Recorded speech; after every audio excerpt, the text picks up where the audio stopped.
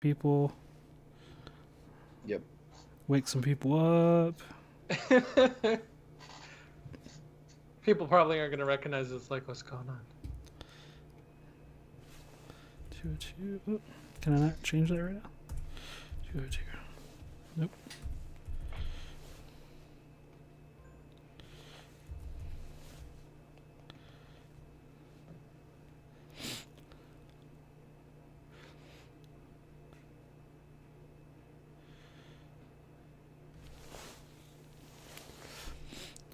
Still don't hear the dryer from my side. Here, I'll mute me and so you can see a difference. Okay. I think we're good. Okay, sweet. Let me make my window bigger.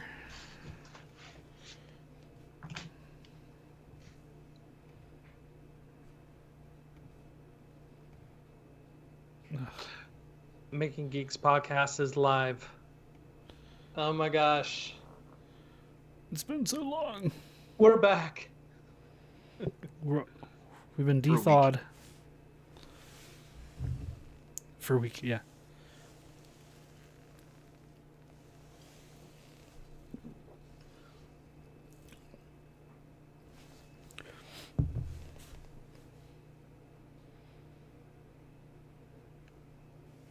I have to tell you guys, it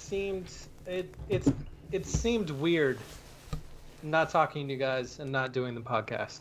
I know, it did. And now that we're back, it seems a Too soon. different kind of Too weird. soon. I mean, a good weird. Kind of like having to learn how to ride a bike again.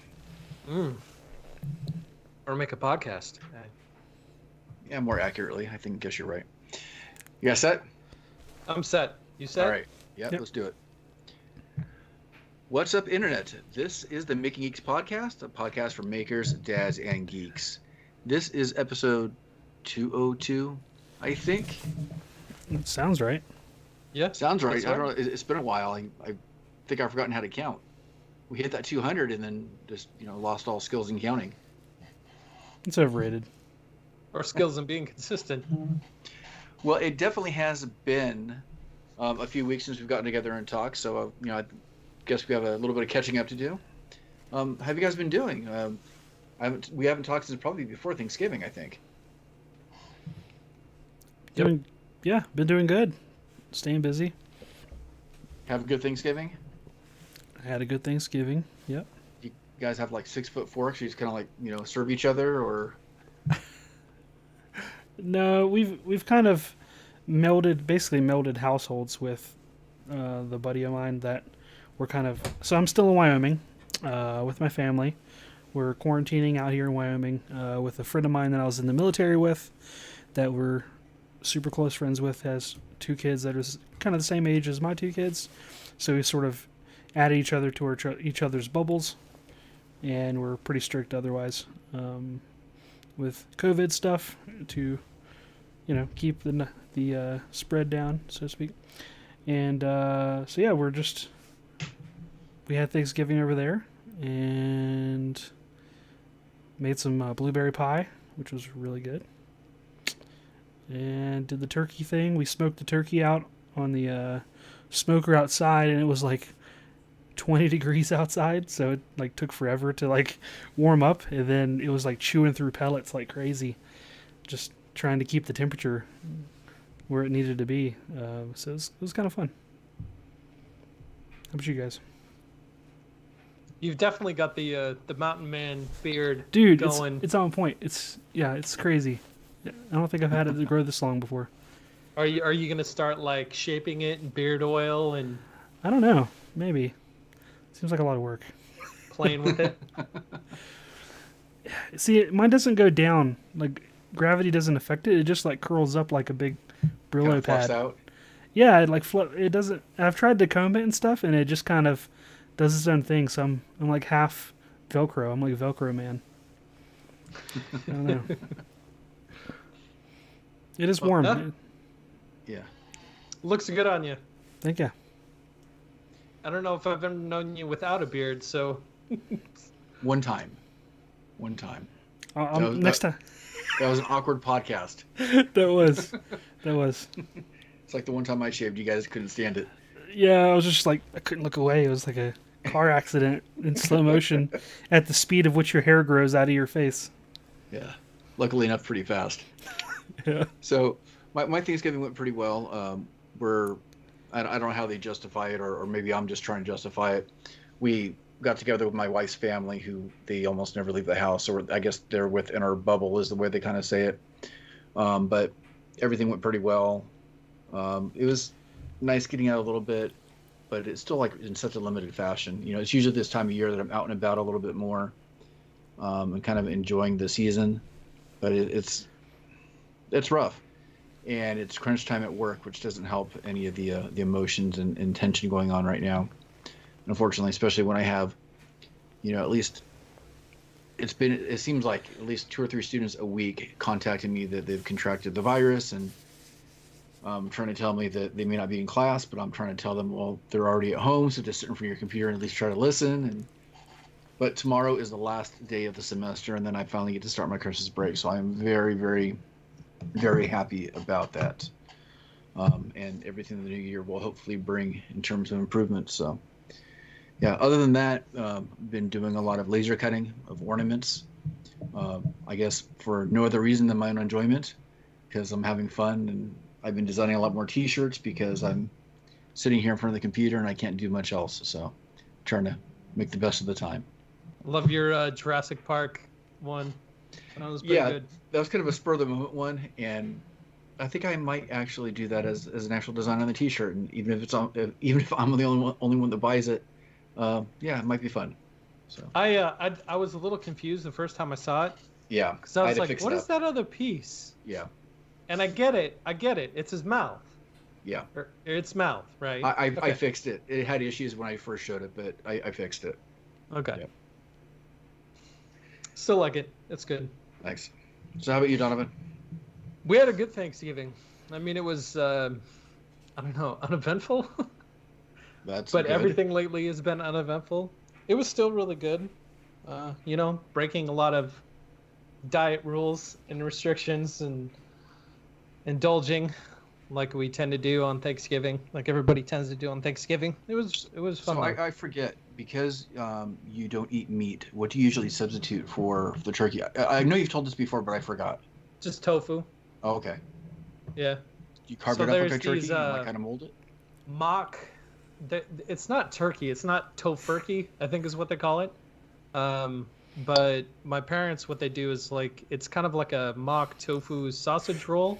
It's like really big, and you cut it into slices, and it's okay. This is not a turkey, but it works. Did I say something?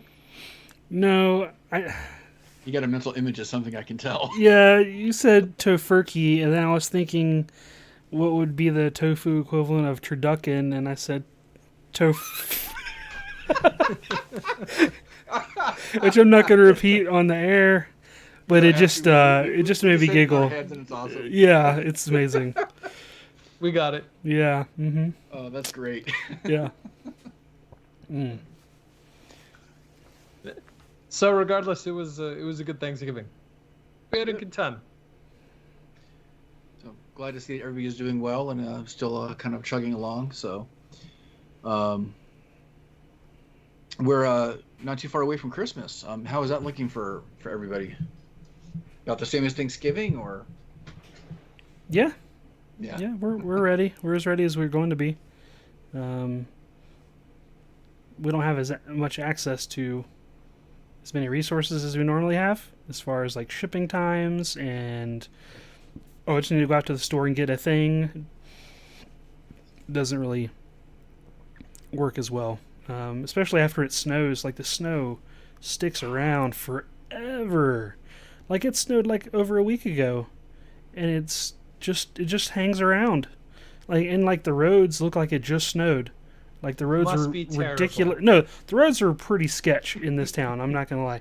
I know. The roads were like this in North Carolina, they would cancel schools. Here, they're just school buses just flooring it like coasting around corners and stuff. I'm just like, you guys are nuts. This I is still crazy. remember the first time driving into Wyoming and seeing drift gates and being like, "What? What are those? Mm-hmm. What? They're everywhere. What are those?" My dad's like, "Yeah, they put those up along the highway so snow doesn't drift on the highway. It gets caught in the big gates that they build for the side of the highway." I was like, I'm "What glad do you need that for?" I'm glad you explained it for the California guy here who doesn't even know what snow is. So they're big. Well, I get it now, but yeah. Yeah, they're just big wood structures that catch all the snow drifts, so it doesn't blow onto the highway. Yeah. The thing about Wyoming is that the snow there doesn't like stick, Mm. and it blows everywhere, because there's always like wind. So I can understand. As much as I love snow, I can understand Wyoming snow and why it wouldn't be as enjoyable as typical snow would be. Like when I was out east, my buddy was telling me, that lives out here, oh, it's snowing, da da da, and the kids don't really play in it. I'm like, how can you not play in it? Then I get out here, I'm like, oh yeah, you can't even make a snowman, or you can barely make a snowball. It's like so dry and fluffy. You can't really have much fun. Like we went sledding. I don't think I told you about this. We went to this one area. It was like on the Continental Divide. It's like 10,000 feet, and we brought like all these. Like, we had all of our ski apparel on and whatnot, and boots, and we're like, oh, we should go park off the highway and, like, hike over this little hill, and there's, like, a little embankment, and the kids get in the sled, and they go down the hill, and they get off, and, like, Grant gets off. He's, like, 6 years old, and then, like, swallows half of them into the snow at the bottom, and he's like, I can't get up the hill. And we're just like, oh, come on, whatever. And we slide down there. And, dude, I sunk further than he did because he's, like, staying on the top like a bunny rabbit equivalent, Like, there's, like, a little bit of crust that's, like, supporting him. Not me. I'm just... And I took, like, 4 steps, and I was completely winded. Plus, I mean, the elevation, plus the cold, plus the snow was, like, so deep. And we just basically had to, like, explore around. And we found this, like, little area that snowmobiles had kind of, like, flattened down enough to like have a crust to like kind of sled on. Like I compressed it. Yeah, and we had a lot of fun. We spent all day out there. We had like this huge vat of hot chocolate. It was pretty sweet. So you can sled if you're creative and you look around. But yeah, we're enjoying it. I had a snow adventure today actually that I barely got back in time for the podcast. You guys waited for me, which was nice. I took like an Arctic, I think they call it like a snowcat is what my buddy calls it. It's basically what you see in like the National Treasure movies, or like when they're uncovering Captain America from Greenland, like the tracked vehicles with the snow plows on the front. Like we piled in one of those and went up to my buddy. He's a radio technician for the Bureau of Land Management, so they control like radio towers for like emergency services and rangers and stuff like that. So they have to go fix the stuff when it breaks, and it took us like an hour driving this little vehicle up this little pass to get to another mountain that was around 10,000 feet, and it was nuts. We had to shovel a snowdrift that had like covered the door of this building they had to get into, and we like shovel all the snow away, and then the heater wasn't working inside the building, and it was just, yeah, we barely got it back. Not even an hour ago. It was an adventure. It was a lot of fun. Had one of the vehicles stuck in the snow. We had to like use a winch to like pull it out, and I think I got like a compressed, maybe not an entire winter's worth of outdoor shenanigans with this little thing I went on today, but it was enough for now. I had my fill. You had your fill. Yes. But I would do it again. It was really cool. The views up there were amazing. It was like you're on top of the world. Yeah, those pictures are gorgeous.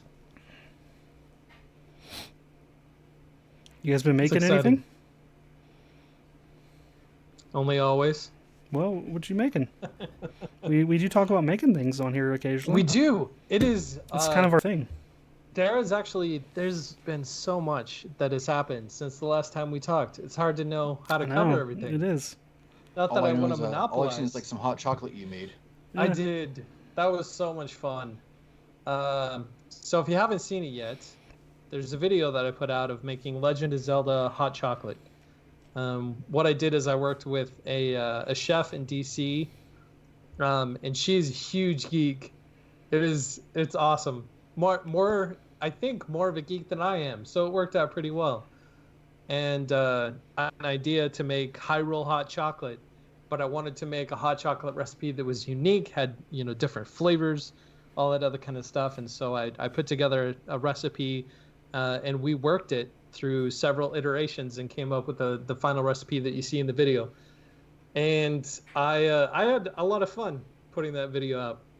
It was hectic trying to film because I could only work on it on my lunch breaks when there was enough light outside to have enough ambience to film in it. So that video, even though it's not very long, it's just a couple minutes long, like 3 minutes.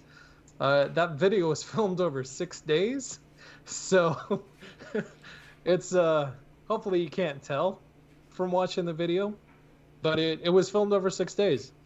But I put that video out. It's done about the same as my typical videos that don't go viral. So it's done okay, I guess. But I've been going back and looking over my old stuff, trying to figure out my plan for 2021. I bought a beat up old photography camera that I'm really excited about because I'm getting into photography and compositing. Because I had this kind of moment of, well, my click-through rate is really low. And so I'm like, people who see my video just aren't clicking on it. And so I'm like, I want to come up with awesome thumbnails so people can't help but to click on it. And so I've been taking training courses on doing compositing in Photoshop. And so I've come up with a couple of projects that I've done for like family pictures, which have been really fun to put together. And I have a lot of ideas for going back and redoing the thumbnails for my old videos to see if I can't get new traction on them, as well as figuring out interesting and fun and creative ways to make my thumbnails for the videos that I've got coming out. I decided not to finish my video for the tool cabinet because I didn't know what to do with the video. It seems so generic, and one of the things that I keep getting feedback on my videos is that every video is kind of sporadic in that some of them are tutorials, some of them are just watching me work, some of them have me talking, some of them don't. Like there's no real personality consistently through my videos. And so I went back and looked through all my footage of the tool cabinet video, and I don't know what to do with it.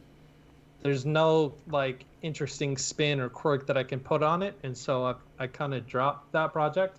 And right now I am working on building my mini movie theater, which I am really, really excited about. This is so excited about this project.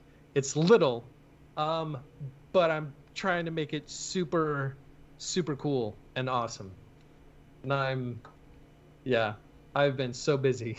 I've been so busy. That's the Cliff Notes version. How about you, Wes? I see you've been busy working on a bunch of electronics projects. Yeah, since I don't really have any digital fabrication tools super handy here at this place that I'm staying at in Wyoming, I brought a bunch of electronics, and so I've been learning some different boards and stuff that I brought. I've got what's called a ESP8266, which is kind of like a small Arduino board. It runs on 3.3 volts. Can do a lot of the same stuff that Arduino can do, but it has built-in Wi-Fi on the board itself. And it's only about the size of a couple postage stamps. It's kind of like the size of smaller than Raspberry Pi Zero for context. And I've got a couple projects I want to use them for. One of them is like a chore machine, for lack of a better term. I don't have a good phrase for it yet. But basically, when I get back at the house, I've had this idea for a while, have several terminals set up throughout the house, and then have like wireless buttons, like Wi-Fi buttons, scattered throughout the house as well that run on battery. And let's say there's one like near each kid's bed, so when their bed's made, they can hit the button, and it like logs it in a database.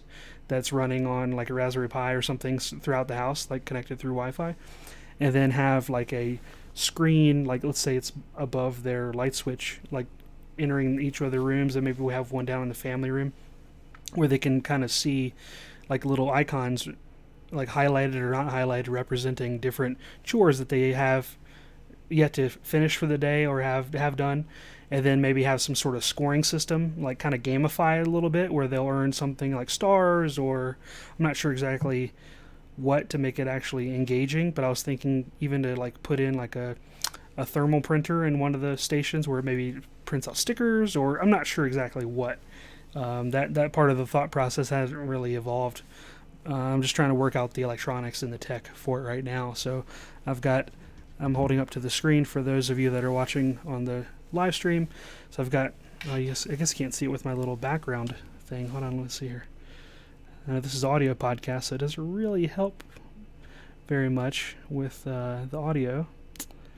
Yeah, just put it in front of your face. Yeah, so I've got like a little LCD screen here that I have for some other projects. I've got, this is the little board I'm holding up. It's a couple inches long. It's really small. It's got all the little input headers on the sides, and they just link in. And I've got a series of buttons. I've even discovered through messing with this, there's a software that runs on the Raspberry Pi. Everything's hosted on the Raspberry Pi, and it runs like a web server, and it runs a database software, and this other software called Node-RED. So if you're into home automation stuff, you need to check out Node-RED. It's very powerful. It's like a visual scripting language. You drop in nodes for the different hardware and stuff, and different databases and interfaces and sensors in your system, and you can link them all up and have basically like if-then statements and switches, and it even has Alexa support pretty much built in. So I just had one named Samantha's bedroom light, just to kind of emulate the light in her room that she always leaves on all the time. So I want to put a light sensor on some station in her room, so it can still indicate that her bedroom light's on. And you basically just type in the device name, what you want to name it, and let's say you have a Hue bulb or something that's screwed into the fixture, you can just tell Alexa to turn it off, and it goes through this Node-RED software to route it, and you can have it log in a database and all kinds of crazy stuff. You can even set up, like if she doesn't do a certain chore by a certain time, like by the end of the day, it'll send a notification to Alexa. It'll do like the yellow revolving light and everything. And so I did a test here, and I'm like, Alexa, tell me my notifications. It's like, Samantha didn't make her bed today, like in the Alexa voice, and she's like, hey, that's not fair. Like it's like the robots are checking in on her and stuff. So I've been messing with that, like all kinds of wacky things. I even had like a little guessing game on my Instagram feed about what I was representing on the screen. I was sort of building up a logo or display as I went, and it was the Captain Marvel pager, or I guess Nick Fury's pager that summoned Captain Marvel at the end of Infinity War. I've been wanting to make that as a prop for years since it came out, and I've got the hardware, and I want it to have the functionality where it actually will ping like a cell antenna, and you can maybe send or receive a signal to have it actually trigger based on data that's coming in or out. But I try to set it up here to work on it, but I've been like Timbuktu in Wyoming, so I don't get a LTE signal on this damn device. So it's just like blinking, trying to hook up to the network, which it never does. So I had to push that into another box and move on. But I'm doing the best I can out here. I've got like 2 weeks left. Then everything will go back to normal. Be able to make stuff with a 3D printer again and a laser. Like a normal maker. Like, what is this? Wow. I was so spoiled before. Your last video was really cool too, with the custom printed circuit boards. It was impressive. Oh, thanks. I really liked your way of solving the problem of using the lights, or there's basically the white squares on the switch. Yeah, did that make sense the way I explained it? I was trying to. Yeah. Okay. I saw it. I'm like, oh damn, that is smart. Because I mean, I don't know how many people would have actually come up with that idea with a light sensor and just using the screen that way. That was pretty innovative, man. That was impressive. Thanks, man. Yeah. I was surprised that it actually came together and worked mostly. Hopefully I can take that and build on it for another project. I wanted to throw my stupid project in the trash after I saw your video. Well, I want to throw it in the trash anyways, but it made it worse when I saw your video. Well, if you threw yours in the trash, it might catch on fire. So you might want to do that. Oh, but it had no batteries on it. It's fine. Okay. Might retaliate. You never know. Yeah. So it's been a while since we've seen each other, but during that course of time, there's been quite a bit of geek news that dropped lately. And given that, geeking out is a huge part of the show, I think that we'd be kind of missing out if we didn't talk about it a little bit. So which one? Is it a week ago now or 2 weeks ago? Now It's a week ago. About a week ago, Disney had their huge investor conference. Mm-hmm. And it seems like any and every project they had on the books, they had like in this bucket, and they just dumped it all out on the internet. It was so much. I don't think I've ever seen or heard of a press conference announcing so many different titles. Although I think a lot of them are really, really prematurely announced, but they all had logos, they all had splash screens to show off. Mm-hmm. So there's at least been some sort of initial investment. I can see Donovan just kind of like gritting his teeth here because he is annoyed by this in some way. It's hard not to see all of this going on and not feel like it's just one big cash grab.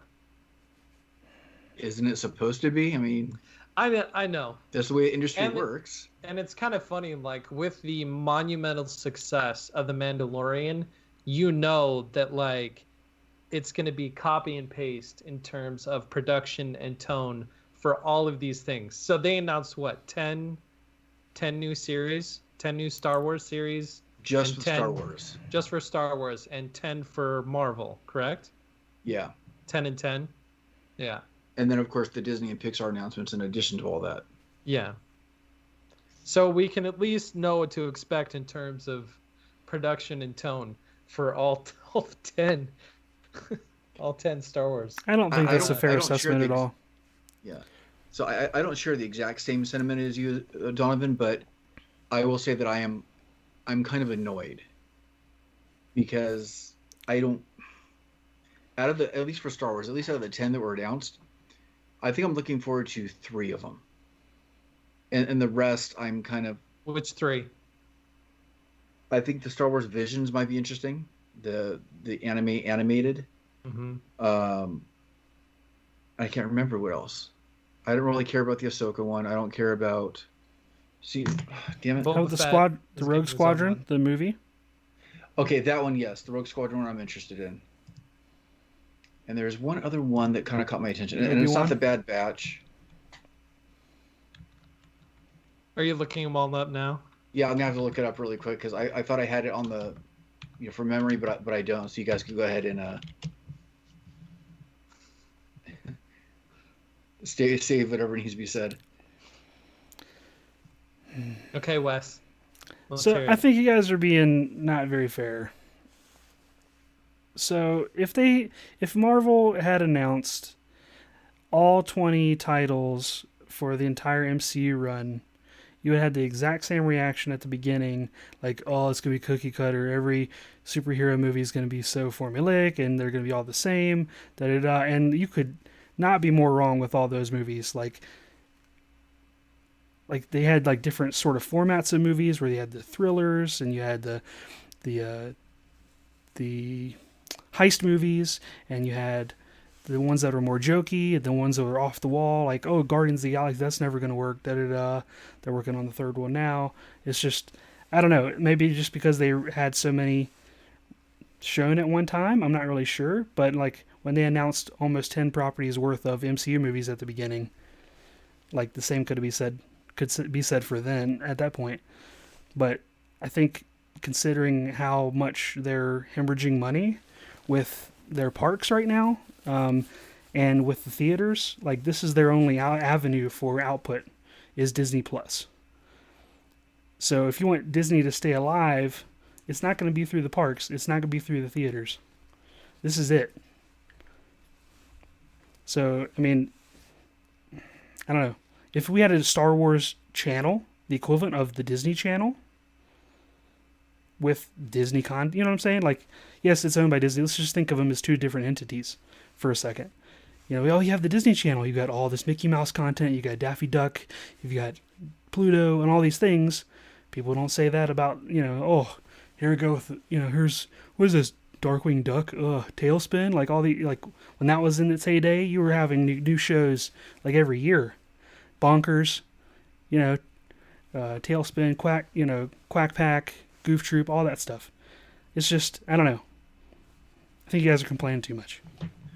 I have this completely conversation honest with Andrew from the Dad DeLorean podcast, and also with my wife, that I feel like with everything that they've announced, and with everything going on with the Mandalorian, and with everything, all these tie-ins that they keep doing with everything, it's gonna get to a point where Star Wars is gonna be like Dungeons and Dragons. It's gonna be so complex and so complicated in terms of lore, backstories, characters, races, figures, all this other Well, it kind already of stuff. was with the EU, and they wiped it away, so they got to build it back. I know, but it's already there. It's gonna get worse to the point where, like, if you didn't grow up with this, like, what is an entry point at this moment right now for someone that's never seen Star Wars? Star Wars. How do you watch anything Star Wars now and not get totally lost in all I of don't the think it minutiae matters. of references and tie-ins and all this other kind of stuff? I don't think it matters. You can't. You can't. So, Wes, I get your point about complaining, and my complaint really isn't about, oh man, there's going to be more Star Wars. It's more along the lines that, I feel like The Mandalorian was a great step forward, but then I feel that some of these other ones are a little bit of a step back. So Ahsoka, I don't think she needs her own show. I mean, I could be wrong. I don't know all. She's not like a super fan favorite. That's not why I'm saying it. I mean, I'm sure she's a fan favorite. She's my favorite. I'm sure she's a favorite, but there's already a couple shows that kind of feature her pretty prominently. If I'm not mistaken, I haven't seen all of Clone Wars. I haven't seen Rebels. Maybe there is more to tell. I could be wrong, but I kind of want a more expansion of the universe and not still circling the same drain. Hayden Christensen coming back as Darth Vader. I'm excited about that. Yeah. Yeah. That makes me more excited for Obi-Wan than just Obi-Wan. Yeah, I don't have an issue with that. I'm looking forward to that. I looked it up. The Acolyte one, I'm curious about. The Droid one, I'm kind of hit or miss. The one I have absolutely no interest in is Andor, because I have no interest in that character. I didn't like the character in Rogue One. Cassian Andor. Yeah, I don't think the guy needs his own show. I agree with you on that one. Yeah, the Obi-Wan I'm curious about, just because I think there's already a known period of time for this character, so it's kind of curious to see what happens during that time. I don't think it has to be invented as much. And when that's the case, I don't mind it. It doesn't bother me as much, but it was a lot. There's a lot coming.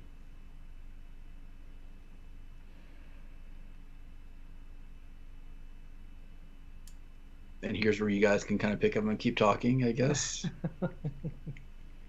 I mean, you got shows we need to that learn how to podcast. You got shows, you got things that are released that are like fan favorites to keep the current fans satiated with content around their characters they like, and then you also have ones that are around new things, like the Bad Batch one and the Rogue Squadron one, and I mean, it seems like an even split to like the ones fulfill the old things that people like and then explore new things. Yeah, I mean, I know the Bad Batch is really just kind of a continued extension of what was established with Clone Wars and Rebels, which is fine. Yeah, with such a huge universe, maybe they're afraid to take too much of a risk right now, and I think that plays into Wes what you were saying about keeping the money flowing because they can't bring it in from the theme parks right now. I completely understand that. I imagine that this huge dump is a strategic move to help increase stock prices. Sure. Which it did. It's during the investor conference, so it makes sense. Right, but I mean, even more so, right? I mean, usually you just get like a little bit of a bump from like one bit of excitement, but all this was like. It was like a Comic-Con equivalent, Yeah, so don't sell your stock in Disney. Let's keep it there. and it bumped up, and I'm also just kind of a little bit jealous, or kind of pissed off that I didn't see, foresee this and buy stock in Disney. But yeah. Any specific announcements you're excited for? Well, we can start talking about the MCU ones. I'm really excited about the Loki series and WandaVision. Yeah, yeah. Transitioning to that. I mean, those are talking about current characters, and I'm okay with that. I think I'm more excited about those. Loki is supposed to be the TV series is supposed to take place in between Infinity War and Endgame, correct? No, I'm not sure. That's not correct. I don't, because think the point in the timeline is from the first Avengers movie. So it's in between. It's that, Avengers. And then there's no back date because it's a different splinter. Yeah. So it starts from the time back at Avengers when Loki was first captured from the first Avengers movie, because that's where he grabs the Tesseract.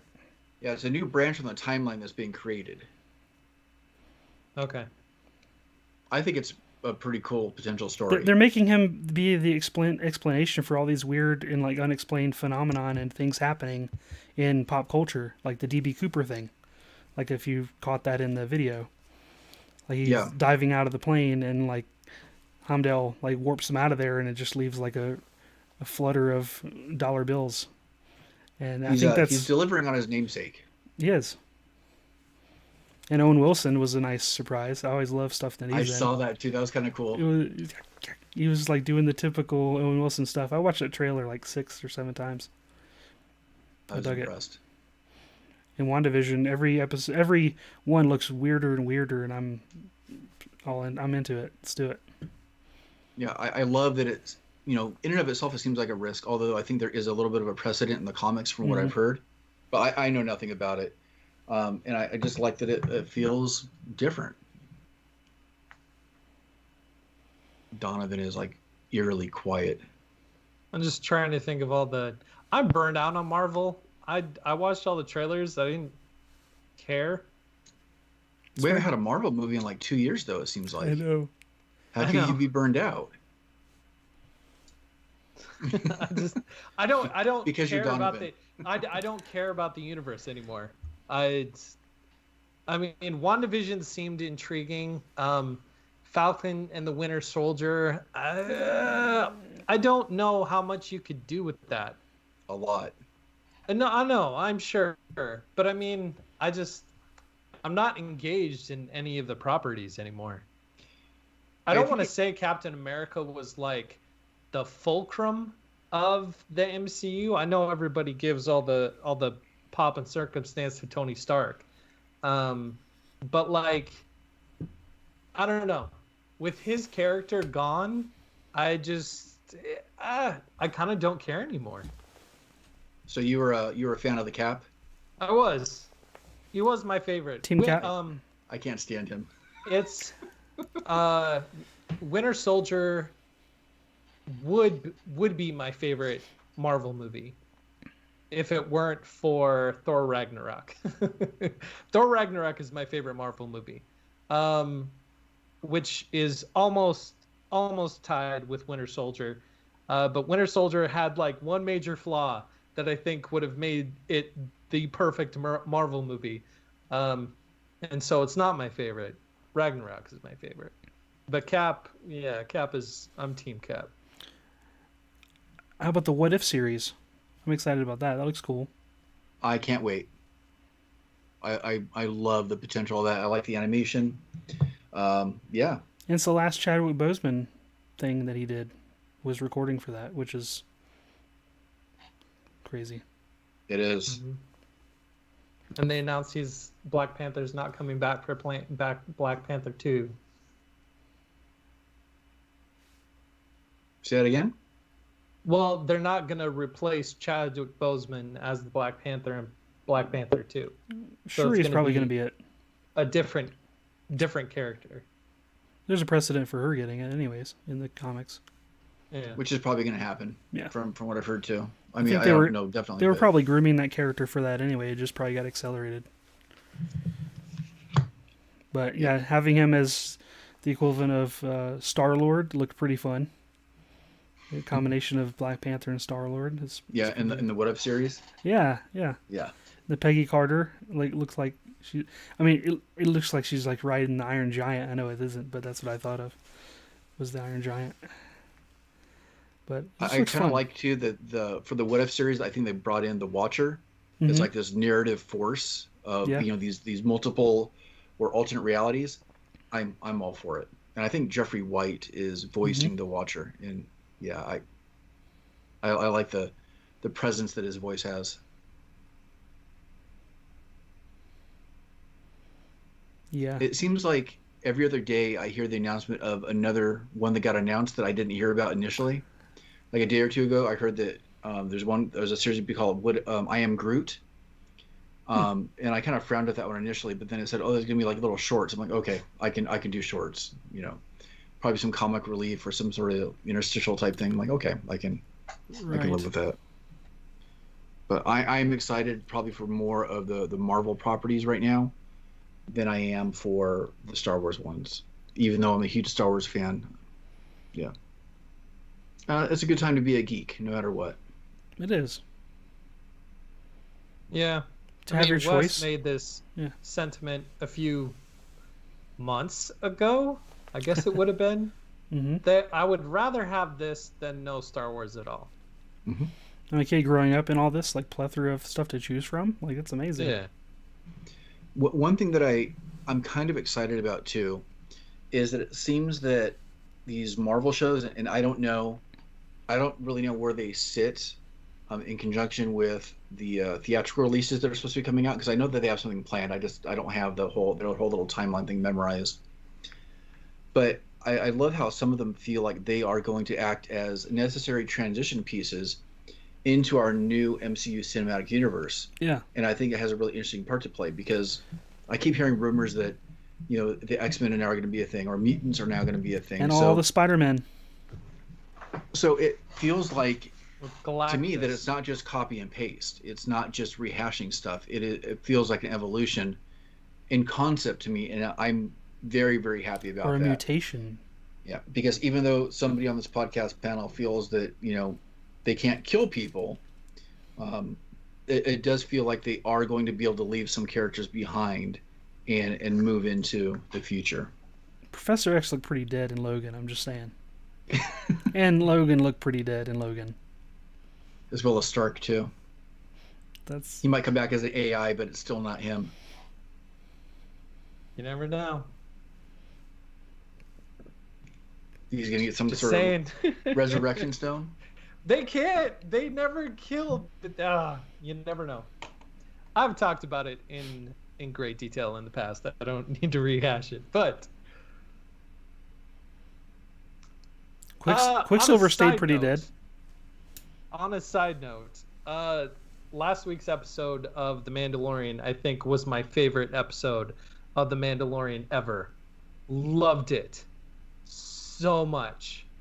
And I've had so many good conversations with my wife and with Andrew about it, because it affirmed so much in the Star Wars universe for me. And I was like, yes, I was right. Thank you. You're going to have to expand a little bit. Are you talking about, have you seen the episode? Yeah, you're talking about the political talk from Bill Burr? Yeah. I loved that episode. Because I didn't know that needed affirming. I thought no. It's I have to preface this. I was listening to Josh and No Instructions? Oh my gosh. Yes, Bob. He's an easy person to forget. Okay. I get it. So they had a special guest on, which was a preacher friend of Bob's. Yep. I can't remember his name. But he was talking about his love of Star Wars, and he made the comment. It's like, one of the reasons why I love Star Wars is because you have clear good, clear evil, and it's good against evil. And I was like, no, because. So this guy hasn't seen anything past 1982. Gray Jedi.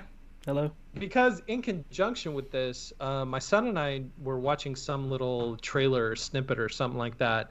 About World War II, and it was like German soldiers fighting French soldiers or something like that. Maybe it was a trailer for a video game or whatnot. And my son was like, "Are those the bad guys?" And I had to think for a second, and I'm like, "Well, they're both kind of the bad guys, because no one's the good guy in this situation." And so we talked about that, and like having that moment with my son, and then listening to the podcast. Good people on both sides. Oh my gosh. Listening to the podcast with Bob's preacher friend, and then watching this episode of The Mandalorian where Bill Burr is like, "Hey, you think you're on the right side, but to these people, they're all the same. The Empire, the Rebellion, like they're all bad guys.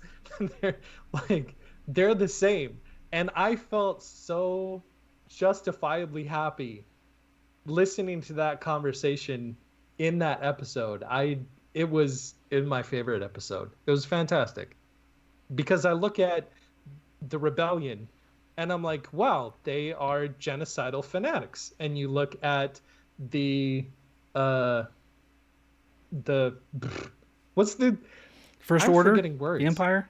The Empire. You look at the Empire. I'm like, wow, they're genocidal fanatics. Like, no one is the good guy. They're like, everybody's bad guys in this situation. I think that's and I a little love bit of that they just affirmed oversimplification. that in The Mandalorian. The rebels weren't destroying planets. No, they were destroying planet-size bases. Like all the roofers on the Death Star that had to die, right? I've heard the argument, and I think that always gets to be an oversimplification. Well, here's the thing, is that it wouldn't be an oversimplification if it wasn't for Finn. Finn broke stormtroopers because he gave a face to the Empire. Finn was always a stupid character. I could ignore that. I know. Well, like even regardless of how you look at Finn as a character, he broke Star Wars. And not only he broke Star Wars in episode 9 when he meets the entire fleet, the entire group of stormtroopers that rebelled, it totally changes everything in regards to the Empire and stormtroopers. Like I think it does. I may be reading too much into it, but okay, for example, look at the episode with Boba Fett. Super cool. Really liked what he did with the episode of Boba Fett and him just totally like wailing on those stormtroopers. That was awesome.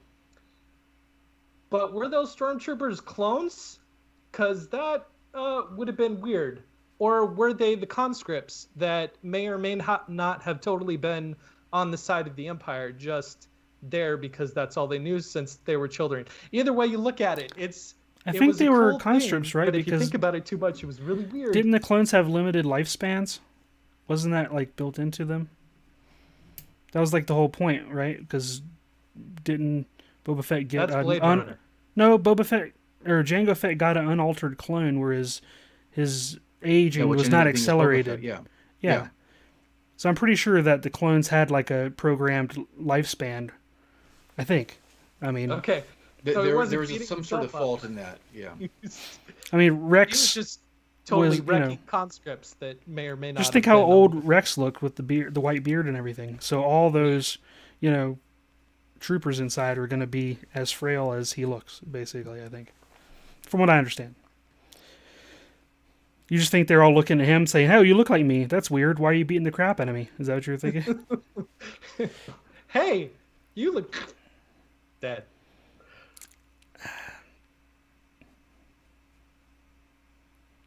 Yeah. Maybe Star Wars is just one of those things you can't think about too much. So I didn't watch the episode of No Instructions. Did they not give him any like flack for saying it's like a clear good and clear bad thing? No? That's well, let's see. What's the most evil character in Star Wars? Darth Vader. Oh, there's a redemption arc. Okay. It breaks that instantly. I mean, that's like the whole point of that whole series was his redemption, right? Mm-hmm. There's good in everybody. So there's not clear good and evil. Okay. Kylo Ren, though. Kylo Ren, he's pretty bad. He's not going to be good at all. Oh, he's good at the end. Oh. No, I don't buy it. Sorry. That's bogus. So for every Cassian stormtrooper Andor. I mean, he's like that shooting they people. needlessly kill, there's a redemption arc that never gets fulfilled. It could have been another Finn. You never know. It's like when a bell rings, right? Yeah. That could be a conversation for a whole another podcast. Reading too much into things that probably shouldn't be read too much into. They're not reading into it I enough. I'm sorry. It's like on the surface. It's not. Okay. I'll stop. No, I don't need to stop. Okay, let's keep going. I've Well, got nothing I but think time. about these things because my kids watch this stuff all the time. Sure. And these are conversations that, like, if not now, because they're too young to understand the implications of everything, like, they will have to come to grips with these stories in the future. I mean, like that yeah. moment with my son. Are those the bad guys? Well, they're both the bad guys. It's hard to explain. No, it isn't. If they're shooting at you, they're the bad guys. Mm-hmm. I mean, the Ewoks were getting ready to eat Princess Leia, right? Weren't they? So Ewoks are the bad guys now? They were getting ready to eat those humans until C-3PO stepped in, and he was like their god. I mean, right? Yeah. For sure. All those empty stormtrooper helmets do have the implication that they ate all those stormtroopers. They were just like, yeah, See, they were just the- like Raiders. Was it Temple of Doom, eating the brains? The tough thing is, like, as adults, we know that the world is gray, and that, you know, good and bad is really not a very clear-cut thing. It's really hard for a kid to parse that information. Sure. You know, even though there's even that redemption arc with Darth Vader in the original trilogy, because it plays initially as a clear good guy, bad guy scenario, it's a lot easier for kind of kids to kind of swallow that pill. You start throwing in all those other complexities. You know, you live in a world you don't know which way is up. You don't know how to, you don't know what to do with that information. Yeah. It's why a lot of people really did not like Episode 1 initially, aside from Jar Jar Binks.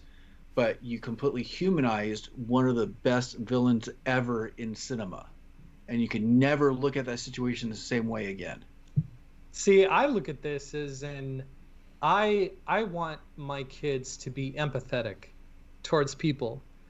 And when you constantly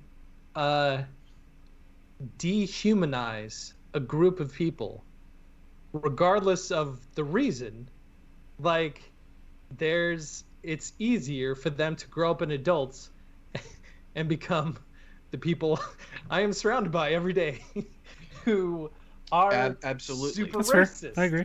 and who are unempathetic and who dehumanize other people for a myriad of reasons.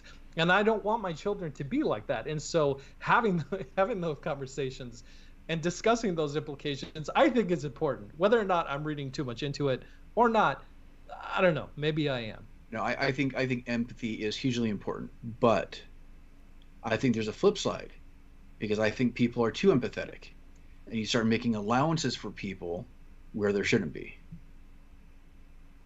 We all breathe the same air in a society. There are still some things that we should probably abide by, so we have to be careful on the flip side too. Yeah. It's a balance, as you say. Wes, you just ruined Ewoks for me forever. I mean, they were gonna murder some humans. Let me just say. Yeah. Cute little cuddly bears. I mean, you thought Chewbacca was going to town on them porgs. I mean, that was nothing.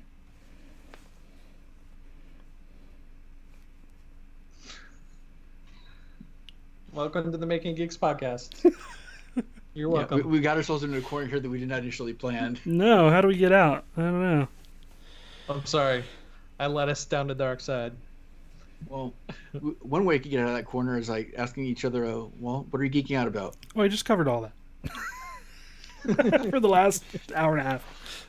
And anything other than movies and stuff that you're either looking forward to, or especially with the holidays coming up, anything special that you're looking forward to in the next couple weeks, possibly? Is there anything coming out?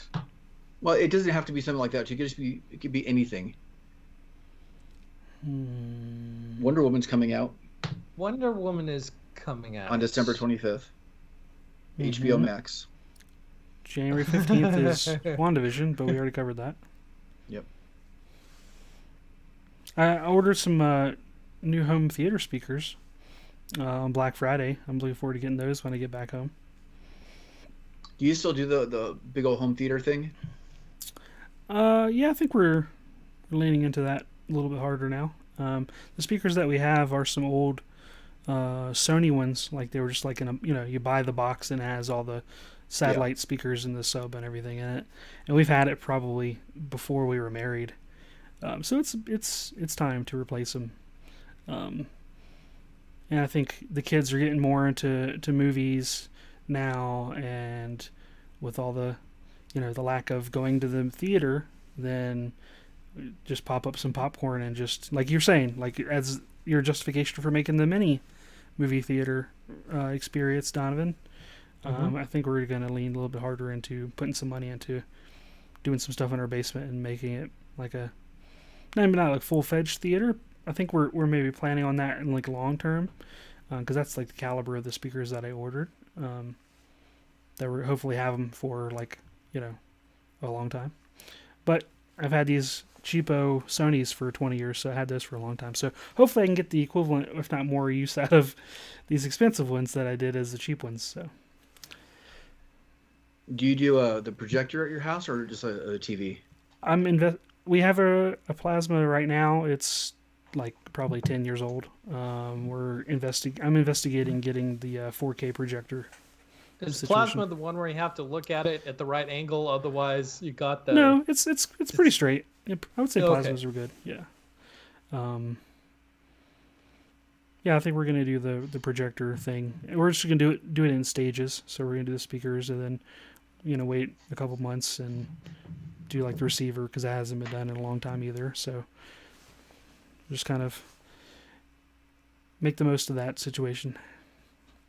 Cool. I'm not geeking out per se. I think I'm really looking forward towards the holidays and getting away from work a little bit and trying to spend some time with family. We're going to be establishing some new traditions this year because of obvious reasons. So we're trying to find a way to make new memories and good memories despite all the circumstances, regardless. So I guess that'll be my geeking out for this week. That's a good one. That is a good one. I don't want to say anything in opposition or contrary to that because it's such a good one. I'm geeking out about SketchUp, which I may get flack for from certain people. No, I feel like you like it. Well, it's I'm working with Aaron from SketchUp again in designing this theater, and it's been blowing me away how fast he can put something together.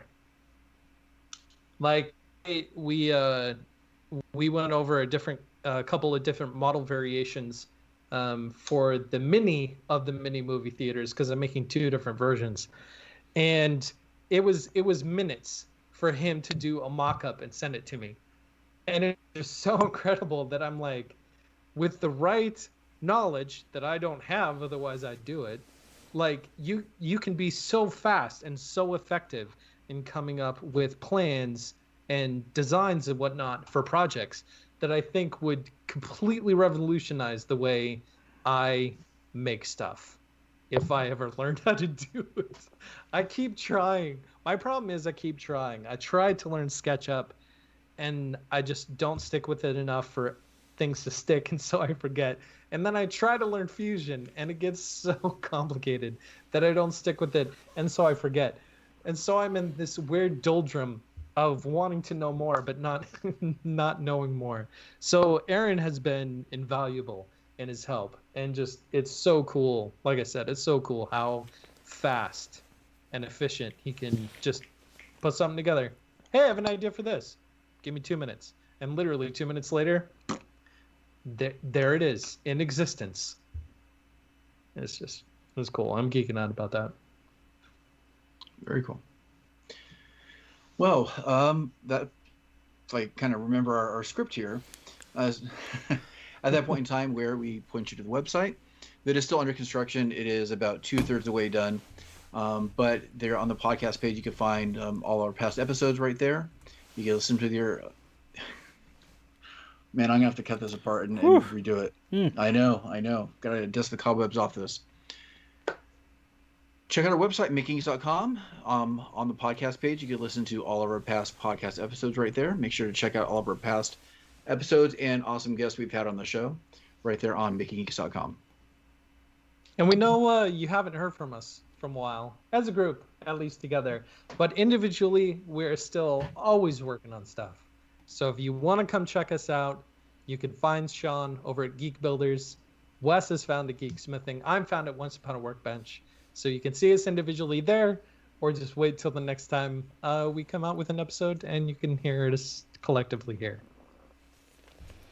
I'd like to take this opportunity to thank our patrons over at patreon.com/MakingGeeks for helping us keep the lights on here at the show with their financial contributions every time we release an episode. We appreciate each and every one of you. Thank you guys and girls so much. Especially our top patrons, Square Splinter, Jordan, Rimple, and Clinton from C3 Prop Shop. Thanks, buddy. So this is usually a part of the show where we announce to everybody they can listen to new episodes every Saturday, but that isn't exactly the case at the moment since we are kind of retooling and prepping for the new year. So what I will say is, why don't you go back to our back catalog and try to find an episode maybe you haven't seen, or one that maybe you would like to listen to again and enjoy it that way, at least until the new year when we come out with our new shows. Until then, because you won't hear from us, I hope everybody has a fantastic holiday and a happy new year, and we'll see you in 2021. Happy New Year. Happy New Year, everybody.